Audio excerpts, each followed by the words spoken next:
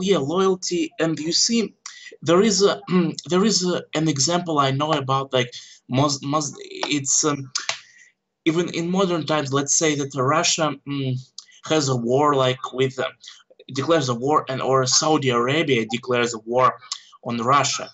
I don't have my doubts that, let's say, Russian Chechen soldiers or Russian Tatar soldiers will be loyal to Russia and will not defect to Saudi Arabia. Even when the Soviet war was there was the Soviet-Afghan war, and there were Musbats, Muslim battalions in the Soviet army, Yeah. consisting of the Soviet Muslim nations like Uzbeks, Turkmen, and Kyrgyz and Tajiks and other like Muslim soldiers from Soviet Muslim republics, and they were basically fighting other Muslim mujahideen from Afghanistan, their brethren in faith.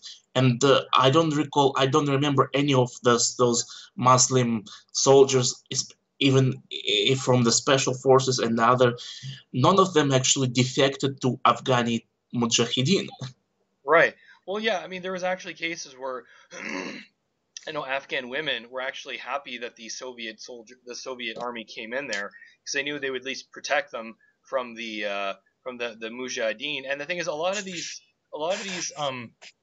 opposition are actually like they're astroturf. They're not actually real. Like they um I posted a video that I didn't make by someone else that said the Soviets didn't invade Afghanistan. They were asked to come in by the by the Soviet friendly government in Kabul to help them fight off against the foreign mercenaries and the Mujahideen. So the idea that it's and I see it's parallel to that between Syria. Syria didn't invade.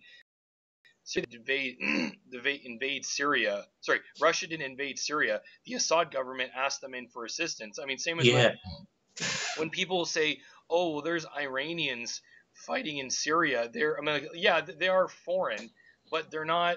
How do I say this? They're not unwelcome. They're not intruding.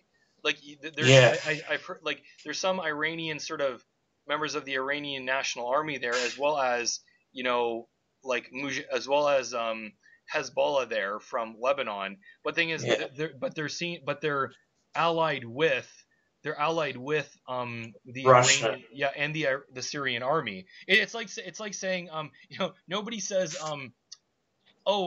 America invaded France in World War II. They invaded them. I'm like, just because a foreign army goes onto your soil, that doesn't mean it's an invasion. If they're unwelcomed, yes, it is an invasion. But if they're invited, then I'm sorry, that's not invasion. That's like, I think we've belabored this point, Yuri. But it's like if I invite you over to my house and say home invasion, Yuri's invading my home. It's like, well, no, I invited you. Like, come on, they're not the same. They're not the same thing. Yeah, absolutely. And it's also the same thing. I mean, not the same thing in Crimea. I mean, well, even though I do acknowledge myself that those green men without insignia were indeed Russian troops and members of Russian special forces, in particular, but still, how is this classified an invasion? If if the Crimean people didn't attack them and didn't resist them, on the other hand, those green men were actually welcomed. Even those part of the Ukrainian military and the Ukrainian army and the Ukrainian navy located in Crimea, many of them didn't even fight. And I know a guy, he's a Ukrainian guy, he's a Russophile, but he's a Ukrainian citizen. He loves Ukraine and he's from Kiev. And he actually said that the Ukrainian army and the Ukrainian soldiers, they didn't even fight for Crimea. They didn't even put up a good fight to those Russian green men without insignia. They just, not a single shot was fired. Many of the Ukrainian soldiers did or surrendered. So he says that essentially, yeah, the Ukrainian Euromaidan authority, the Ukrainian post-Maidan authorities essentially gave away Crimea to Russia, gave it away. Yeah, Yeah, exactly. And you know, it's just a it's and here's the thing. Even though if you want to argue that a region is culturally different than the country that it's in, you know, if the people, that doesn't mean that. I mean, there's assumption. Well, that means that the only reason they're there is because they're being kept there with a gun and an iron fist, and that they actually want to leave. You know, I think that's not like, look, if the people there don't want to, like, first of all, why did the referendum? Why did the referendum, like, whether Crimea wants to leave the Ukraine? Why did they decide to? Why did they decide to leave the Ukraine and rejoin Russia? I mean, doesn't isn't the West all about democracy and like the will of the people? I'm like, well, I guess the will, when democracy doesn't have the result that you want, then it's illegitimate. You know, like and it's funny though too how they ousted they ousted Yanukovych in a coup, and somehow that's legitimate just because he. I mean, you know, the argument of like, well, so and so is corrupt, so and so is authoritative. I'm like, I mean, at least in the West, anyways, it's like, you know, it's not like nowhere else in the West there isn't corruption and cronyism, and that, you know, they can silence opposition if they can get away with it.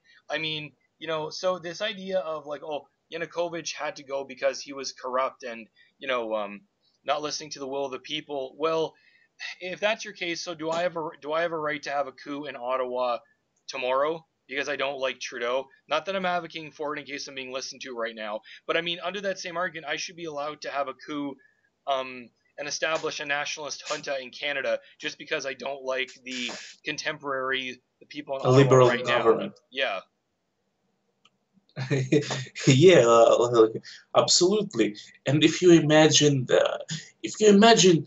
that, let's see, Russia and China sponsored a nationalist coup in Ottawa, and the nationalist government started to ban French language, Yeah. and and establish completely anti-US policy. What would the US do? I think the US would invade right away.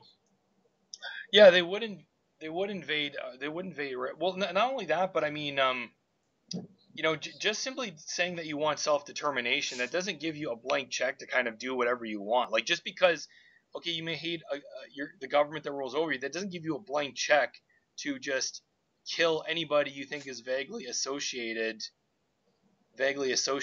with vaguely associated with that government.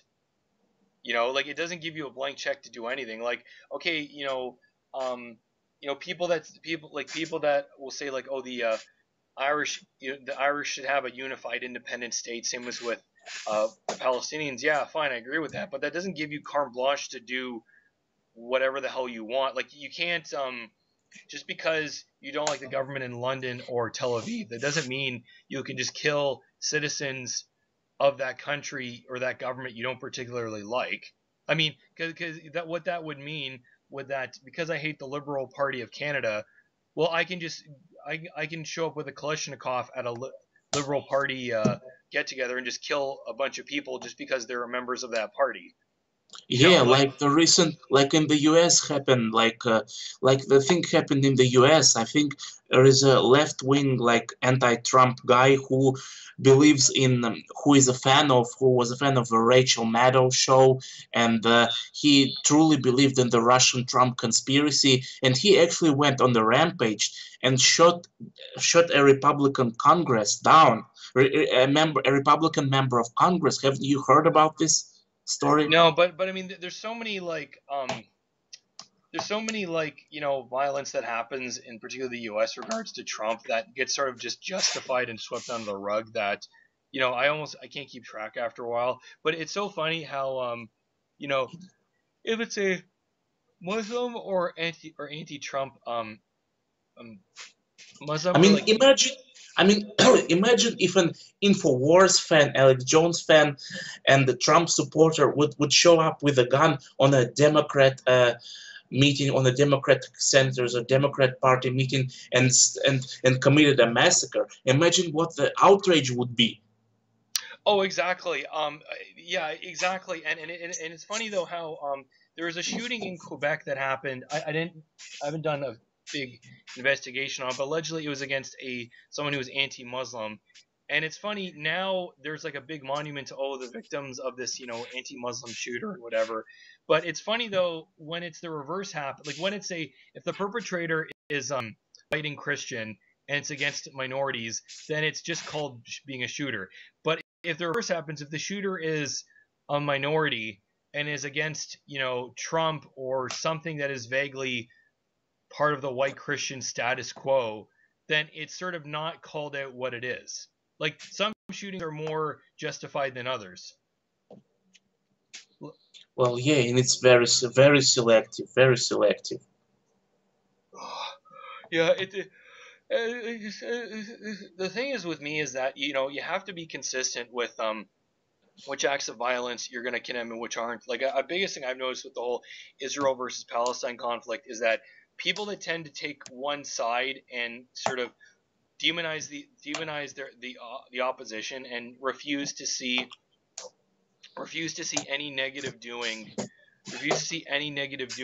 in their opponents is me like people that are pro-Israel will only see the violence coming from the Palestinians when terrorism happens, or the reverse, people that take the Palestinian side and all they ever see is the occupation and the ethnic cleansing, and what the Israeli army does. But it's like there's no sense of you know of there's no sense of, do you concede that there's some justification to the opposite side's grievance? No, it's purely just I'm 100% right, and anything the other side does is because they're just crazy. That literally is it. That there's no some reason for their grievance. Like I'm not saying that if you got a grievance, then that justifies you to do whatever you want, but to sort of have an attitude of I don't want to believe that my side that I sympathize with has done anything wrong. That to me is just so like it's just unhealthy, and you can never get a peaceful resolution if you just say, well, the other side is just in the wrong, period. Yeah, absolutely. And people are so, I mean, I don't know how to call it. People get so, I think, polarized. Just, or they're saying just because people from the right wing, people from the right side say something that is logical and makes sense, people who are fanatic left are gonna say no, it's not true and it's not logical, it doesn't make any sense, just because a right wing person agrees with it or the right wing person peddles something like that. I had a debate recently today on Facebook with a feminist woman, also Canadian, and one of Surprise her, there. yeah, and one of a male feminists who is a white, who was white knighting for her, Yeah. and a girl, another girl from her friend list was arguing with me, and she wrote the word sad under her comment, and Sad. this, yeah, sad, and this is, and this white knight guy said, do not put said it at the end of your comment, this is what Donald Trump does, do not do it just because Donald Trump does. And I said, lol, lol, so Donald Trump breathes air and eats food, so you should also don't breathe and don't eat food just because Trump does so.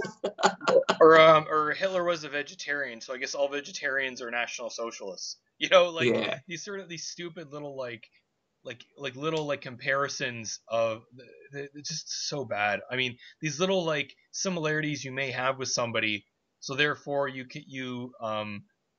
agree with them on absolutely everything. Like it happens too that if you're at a conference with somebody that has really contrary opinions, therefore you agree with absolutely everything about them. Like you're at the same conference as like Alexander Dugin or David Duke, so therefore I guess you agree with everything that those people have to say because you happen to be in the same building as them. I mean, it's just it's so like intellectually dishonest, and it's just stupid. Yeah, absolutely, it is dishonest, and just just because this person does something and a person you disagree with does the same thing doesn't mean you should. It's not just dishonest, it's stupid. Yeah, and it's just and the thing is, it's so like pervasive. It's so pervasive in particularly the West and particularly North America that it's like, you know, I don't know. I go back and forth whether or not I want to live here, just because like the sort of the, people get their like political opinions by like BuzzFeed or Twitter, like like whatever is in the newspaper right now.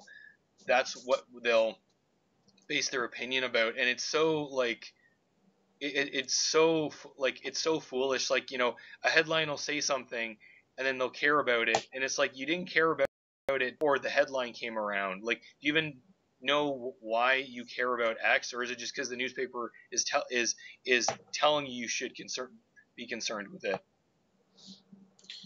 Well, yeah. So I think we have spoken enough, and it's been over an hour. So I think we should wrap this up right now. So Yeah. maybe we'll have something, some final words or something like.